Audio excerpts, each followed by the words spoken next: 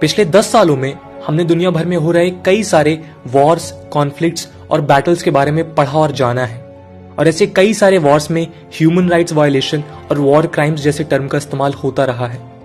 Libyan crisis, Syrian crisis, Yemen crisis, Palestine conflict और Armenia Azerbaijan war कुछ ऐसे examples हैं जो सबसे ज्यादा चर्चा में रहे हैं और इनमें इन्वॉल्व कंट्रीज ने एक दूसरे पर वॉर क्राइम्स कमिट करने के आरोप भी लगाए हैं। इसमें सबसे इंटरेस्टिंग एग्जाम्पल है अर्मीनिया और अजरबैजान का, जो 2020 में हुए नगोर्नो काराबाख वॉर में इन्वॉल्व थे और इन दोनों ने क्लस्टर म्यूनिशंस नाम के वेपन्स का इस्तेमाल किया जो दुनिया भर के देशों ने बैन कर रखा है। नतीजन कई सारी सिविलियन कैजुअलिटीज हुई, लेकिन जब जिम्मेदारी लेने की बात आई तो दोनों देश एक दूसरे को ब्लेम करने लगे। आज हम इस वीडियो में बात करेंगे वॉर क्राइम के बारे में और जानेंगे कि इसका मतलब क्या है और इसका इंटरनेशनल लॉ में इस्तेमाल किस तरह से होता है। हम ये भी जानेंगे कि वॉर क्राइम के कॉन्सेप्ट की हिस्ट्री क्या है और इंटरनेशनल लॉ में किस तरह से इवॉल्व। इंटरनेशनल लॉ में कई सारी प्रोविजंस और रूल्स हैं जो वॉर में इन्वॉल्व स्टेट्स और बाकी के पार्टीज को ये बताते हैं कि वॉर के वक्त क्या परमिटेड है और क्या नहीं। इन लॉज को लॉज ऑफ वॉर भी बोला जाता है। वॉर क्राइम्स के साथ डील करने वाले इंटरनेशनल लॉज में सबसे इंपॉर्टेंट है जेनेवा कन्वेंशंस, जिसमें टोटल 4 कन्वेंशंस और 3 एडिशनल प्रोटोकॉल्स शामिल हैं। 4th जेनेवा कन्वेंशन के आर्टिकल 147 में वॉर क्राइम्स को क्लियरली डिफाइन किया गया है, जिसके हिसाब से आगे बताए जाने वाले सारे एक्ट्स वॉर क्राइम्स में इंक्लूडेड हैं। जैसे कि कोई भी वो एक्ट जिसमें वॉर के लॉज और कस्टम्स का वायलेशंस हो, किसी भी इंसान और प्रॉपर्टी के अगेंस्ट ऐसी एट्रोसिटी जो लॉज के अंडर इलीगल हो, किसी भी ऐसे पर्सन का अनलॉफुल कन्फाइनमेंट जो इन लॉज में प्रोटेक्टेड कैटेगरीज में आते हैं, किसी भी ऑक्युपाइड टेरिटरी में सिविलियन पॉपुलेशन का मर्डर, इल ट्रीटमेंट या फिर उनको डिपोर्ट करना for slavery, prisons of war या पर्सन्स ऑन सीज का मर्डर या इल ट्रीटमेंट, हॉस्टेजेस या बंदी बनाए गए लोगों की बिना ड्यू प्रोसीजर के हैंगिंग या किलिंग, टॉर्चर, इनह्यूमन ट्रीटमेंट और लोगों पर बायोलॉजिकल एक्सपेरिमेंट्स, किसी भी पब्लिक या प्राइवेट प्रॉपर्टी में लूटपाट, ऐसा कोई भी डिस्ट्रक्शन जो मिलिट्री नेसेसिटी नहीं है, और सिटीज, टाउन्स और विलेजेस का अननेसेसरी डिस्ट्रक्शन। इसके अलावा रोम स्टैचू, जिसके under international criminal court ICC को क्रिएट किया गया, उसके आर्टिकल 7 में कुछ एक्ट्स क्राइम अगेंस्ट ह्यूमैनिटी में आते हैं, जैसे किसी भी सिविलियन पॉपुलेशन के खिलाफ एट्रोसिटीज, चाहे वॉर के पहले हो या वॉर के बाद। इसमें मर्डर, रेप, जेनोसाइड, स्लेवरी जैसे एक्ट्स इंक्लूडेड हैं। इसमें पॉलिटिकल, रेशियल और रिलीजियस ग्राउंड्स में हो रहे इंस्टीट्यूशनल प्रोसिक्यूशंस भी इंक्लूडेड हैं। इसके अलावा वॉर क्राइम्स को डिसाइड करने के लिए डिस्टिंक्शन, प्रोपोर्शनैलिटी और प्रिकॉशन नाम के 3 प्रिंसिपल्स काफी एसेंशियल हैं। अगर इनमें से कोई भी प्रिंसिपल वायलेट किया जाता है तो ज्यूरिस्ट ये मानते हैं कि वॉर क्राइम हुआ है। अगर मैं इनको ब्रीफ में बताऊं तो प्रिंसिपल ऑफ प्रोपोर्शनैलिटी उन मिलिट्री प्लान्स और ऑब्जेक्टिव्स को इलीगल बताता है जिसका आउटकम या रिजल्ट सिविल कैजुअलिटी के कंपैरिजन में काफी कम हो। फॉर एग्जाम्पल, ऐसा कोई भी ऑपरेशन जिसमें एक एनिमी को मारने के लिए 500 सिविलियंस को मारना पड़े। प्रिंसिपल ऑफ डिस्टिंक्शन, इसके हिसाब से वॉर करने वाली पार्टीज को हमेशा कॉम्बिटेंट्स और सिविलियंस के बीच अंतर को क्लियरली समझ कर ही मिलिट्री ऑपरेशंस लॉन्च करने चाहिए, और किसी भी प्रकार का डायरेक्ट और इंटरनेशनल अटैक ऑन सिविलियंस एक वॉर क्राइम है। इस कॉन्टेक्स्ट में ये बात नोट करने वाली है कि कई सारे क्रिटिक्स ये क्लेम करते हैं कि इस प्रिंसिपल का मिसयूज कई सारे टेररिस्ट ऑर्गेनाइजेशंस करते हैं जो खुद को सिविलियंस के बीच छुपा लेते हैं और मिलिट्री ऑपरेशन काफी डिफिकल्ट हो जाता है। इसमें सबसे इंटरेस्टिंग एग्जाम्पल हमास का है, जो अपने मिलिट्री ऑफिसर्स को हाईली पॉपुलेटेड और डेंस सिविलियन लोकेशन में लोकेट करके रखता है। इसके अलावा सिविलियन और कॉम्बिटेंट्स में डिस्टिंक्शन इस वजह से भी टफ हो जाता है क्योंकि मॉडर्न वॉरफेयर आज काफी कॉम्प्लेक्स हो गया है और उसमें सिविलियंस के इनडायरेक्ट रोल्स होने के चांसेस भी होते हैं। प्रिंसिपल ऑफ प्रिकॉशन, इसके हिसाब से बैटल में इन्वॉल्व पार्टीज को हमेशा एक्टिव एफर्ट्स लेने चाहिए ताकि सिविलियन कैजुअलिटी कम से कम हो।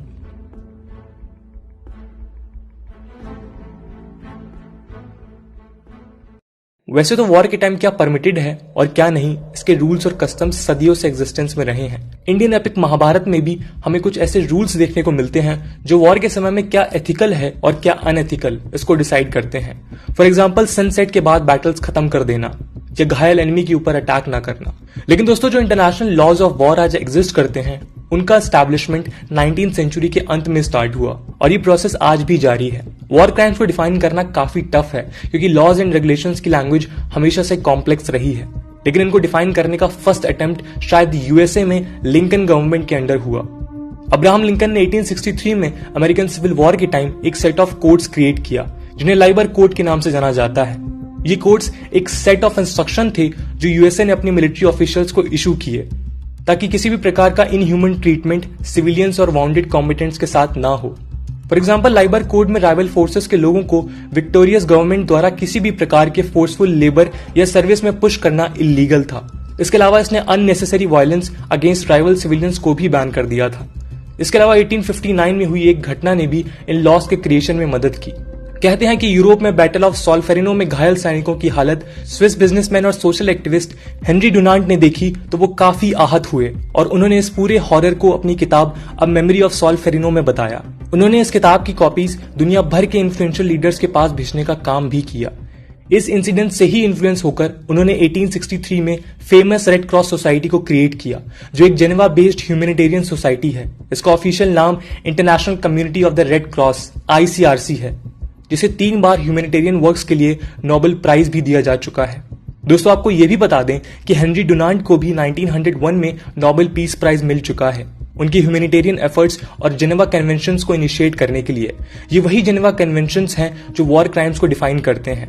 खैर, डुनांट की किताब और लाइबर कोड से इन्फ्लुएंस होकर 1864 में स्विस गवर्नमेंट ने सारे यूरोपियन गवर्नमेंट्स और यूएसए, ब्राजील और मेक्सिको को एक डिप्लोमेटिक कॉन्फ्रेंस के लिए इनवाइट किया। 22 अगस्त 1864 को इस कॉन्फ्रेंस ने first Geneva convention for bounded in आर्मीज in the field को अडॉप्ट किया, जिसे 12 देशों के रिप्रेजेंटेटिव्स ने साइन किया।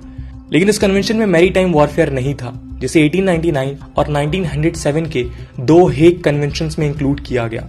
इसके बाद 1906 और 1929 में ऐसे 2 और कॉन्फ्रेंसेस हुए जिनमें 1864 के कन्वेंशन को रिवाइज किया गया।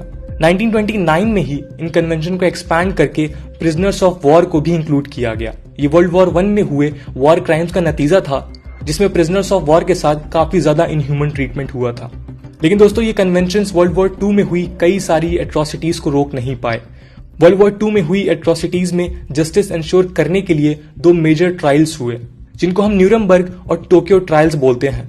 न्यूरमबर्ग जर्मनी में नाजी लीडर्स और टोक्यो में जापान लीडर्स का ट्रायल हुआ, जो वॉर क्राइम्स में एक्यूज थे। इन ट्रायल का इम्पैक्ट ये हुआ कि 1949 में 4th जेनेवा कॉन्फ्रेंस हुई, जहां पर फाइनली 4 मेजर कन्वेंशंस अडॉप्ट किए गए, जहां पे कुछ नए और कुछ पुराने कन्वेंशंस के अपग्रेडेड वर्जन थे। इसके अलावा इनमें 1977 और 2005 में 2 एडिशनल प्रोटोकॉल्स भी ऐड किए गए।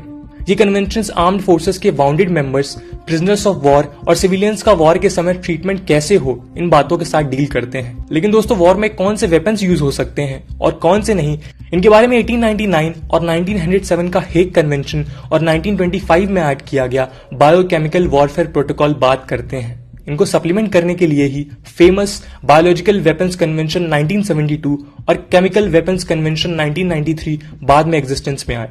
खैर, 1949 के जेनेवा कन्वेंशन की सबसे बड़ी इंपॉर्टेंस ये है कि पहले के कंपैरिजन में इस कन्वेंशन को 196 कंट्रीज ने साइन किया था।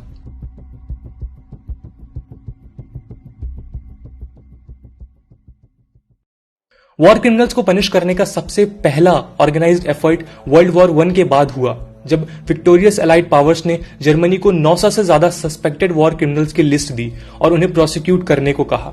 वैसे एलाइड पावर्स का मेन टारगेट जर्मन एम्परर कैसर विल्हेल्म II था, लेकिन वो इस प्रोसिक्यूशन से बच निकला और नीदरलैंड्स में रेफ्यूजी बन गया। हम आपको बता दें कि वर्ल्ड वॉर 1 के एंड तक हेड ऑफ स्टेट्स को वॉर क्राइम्स जैसे एक्ट्स में इम्यूनिटी मिली हुई थी। इसके अलावा इस प्रोसेस में इन्वॉल्व कई और major suspected war criminals lack of evidence और लॉज में लूपहोल्स की वजह से बच गए। कन्विक्शन सिर्फ कुछ छोटे ऑफिशियल्स का ही हुआ। यही कारण है कि वर्ल्ड वॉर 1 तक वॉर ऑफ लॉज इतना पावरफुल नहीं था और इसमें बदलाव की जरूरत थी। जेनेवा कन्वेंशन के हिसाब से ऐसे क्राइम्स पर ज्यूरिसडिक्शन उन स्टेट्स का है जो इसके सिग्नेटरीज हैं, यानी कि 196 स्टेट्स। लेकिन 1990s के बाद इंटरनेशनल ट्रिब्यूनल्स भी जेनेवा कन्वेंशन को इम्प्लीमेंट करने का काम करते हैं। इसमें यूगोस्लावियन क्राइसिस में हुए वॉर क्राइम्स और जेनोसाइड्स के लिए यूगोस्लावियन ट्रिब्यूनल और रवांडन जेनोसाइड्स के लिए बनाए गए रवांडन ट्रिब्यूनल इंक्लूडेड है।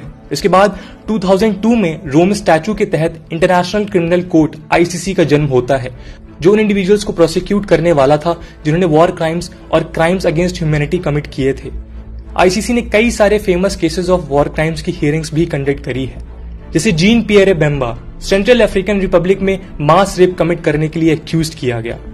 बॉस्को तगांदा केस, ICC ने यह पाया कि कांगोलीज आर्म्ड ग्रुप्स के मेंबर सेक्सुअल क्राइम्स में इन्वॉल्व थे, लेकिन दोस्तों, भले ही जेनेवा कन्वेंशन का रेटिफिकेशन ऑलमोस्ट सारे कंट्रीज ने किया है, लेकिन इन रियलिटी वॉर क्राइम्स में कन्विक्शन रेट काफी कम है।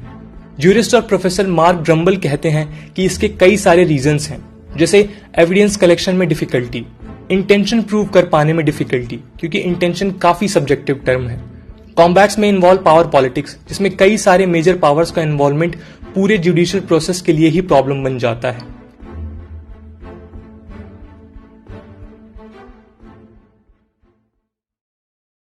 आईसीसी मेंबर स्टेट्स में हुए war crimes, crimes against humanity और जेनोसाइड के केसेस के साथ डील करता है, या फिर उन केसेस के साथ भी जो उनके पास यूएनएससी रिफर करता है।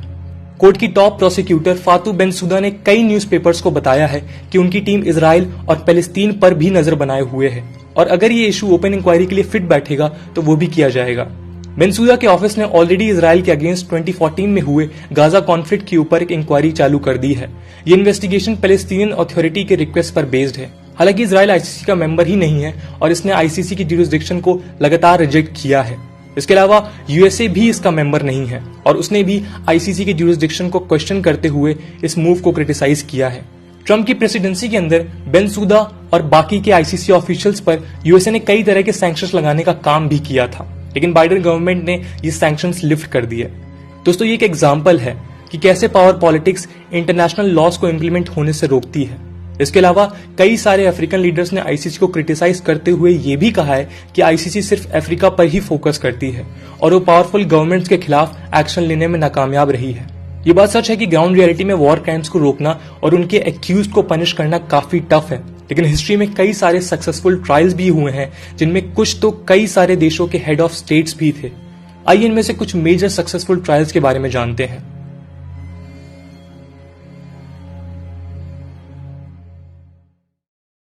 हर्बर्ट ह्यूबनर, जर्मन एसएस का लीडर जिसने वर्ल्ड वॉर II के दौरान पोलैंड से कई सारे लोगों को इलीगली डिपोर्ट किया।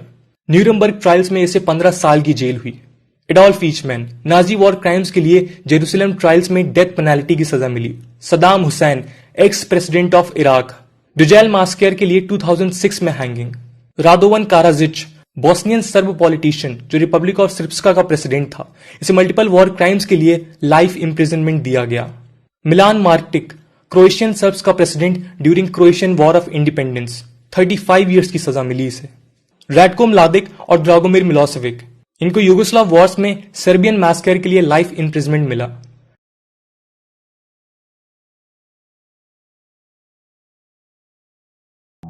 दोस्तों, वॉर क्राइम्स और वॉर क्रिमिनल्स को सजा दिलाने में दुनिया का रिकॉर्ड काफी मिक्स्ड रहा है। कई सारे क्रिटिक्स ये क्लेम करते हैं कि जो वॉर क्राइम्स उन देशों में होते हैं जो या तो वॉर में हार जाते हैं या फिर इन जनरल कमजोर होते हैं, तब तो हमें कई सारे सक्सेसफुल केसेस के एग्जांपल्स मिलते हैं।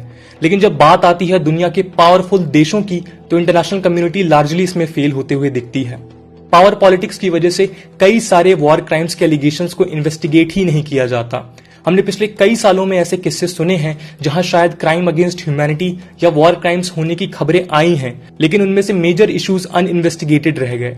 ये इश्यूज चाहे इजराइल पैलेस्तीन रिलेटेड हो, अर्मीनिया अजरबैजान रिलेटेड हो या फिर चाइना और यूएसए से रिलेटेड हो, किसी भी मुद्दे में हमें कोई भी कंक्लूसिव इन्वेस्टिगेशन देखने को नहीं मिली। इसके अलावा दुनिया भर के रेबल और टेररिस्ट ग्रुप भी ऐसे वॉर क्राइम्स में इन्वॉल्व रहते हैं, लेकिन पावरफुल कंट्रीज के सपोर्ट की वजह से वो इन ट्रायल से बचते रहे हैं। दोस्तों, हम इस वीडियो को इस उम्मीद में खत्म करते हैं कि वर्ल्ड लीडर्स आने वाले समय में इस मुद्दे को ऑब्जेक्टिवली डिस्कस करेंगे और इसका सॉल्यूशन निकालेंगे, ताकि इस दुनिया में एक रूल बेस्ड ऑर्डर एस्टैब्लिश किया जा सके। दोस्तों, आज की वीडियो के लिए इतना ही। आई होप आपको ये वीडियो पसंद आई होगी, और अगर पसंद आई है तो दोस्तों के साथ शेयर करना ना भूलें। मिलते हैं अगले वीडियो में, तब तक जय हिंद, जय भारत।